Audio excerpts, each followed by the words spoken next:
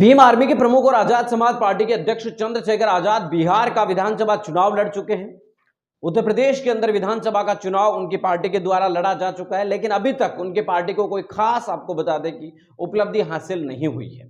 चंद्रशेखर आजाद ने भी 2019 का लोकसभा चुनाव वाराणसी से प्रधानमंत्री नरेंद्र मोदी के सामने लड़ने की बात कही गई थी, लेकिन उसके बाद जब गठबंधन हो चुका था सपा और बसपा का, तो उन्होंने चुनाव नहीं लड़ा था। और अब 2024 के अंदर चंद्रशेखर आजाद एक बार फिर से लोकसभा चुनाव के अंदर ताल ठोकने के लिए तैयार है। चंद्रशेखर आजाद ने साफ कर दिया कि वो चुनाव तो जरूर लड़ेंगे और पार्टी के द्वारा भी उनकी पार्टी चुनावी मैदान में उतरेगी, लेकिन कितनी सीटों पर लड़ेगी और किस तरीके से लड़ा जाएगा, इसको लेकर उन्होंने अभी तक कोई रणनीति स्पष्ट नहीं की है।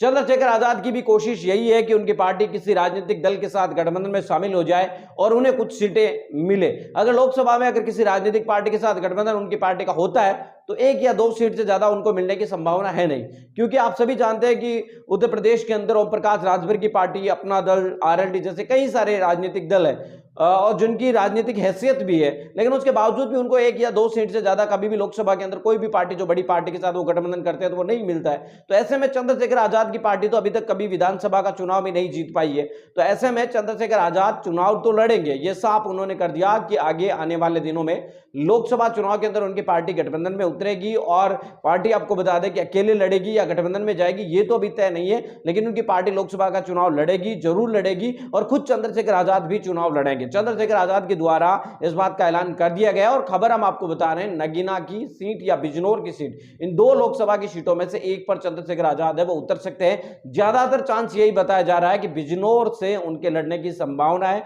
अगले महीने से आपको बता दें कि यहां पर चुनावी प्रचार जो है पिछले महीने से शुरू हुआ था, लेकिन अगले महीने में एक बड़ी मीटिंग और बड़े सम्मेलन को भी यहां पर आहूत किया जा रहा है। तो कुल मिलाकर बात साफ है कि चंद्रशेखर आजाद अगला लोकसभा चुनाव लड़ेंगे और बिजनौर और नगीना की सीट से लड़ने की संभावना है। गठबंधन में लड़ेंगे या अकेले, अभी इस पर फैसला होना बाकी है। मैं कृष्ण वीडियो अपडेटों के साथ अब आपसे लेते विदा। लाइक कीजिए, कमेंट कीजिए और शेयर करना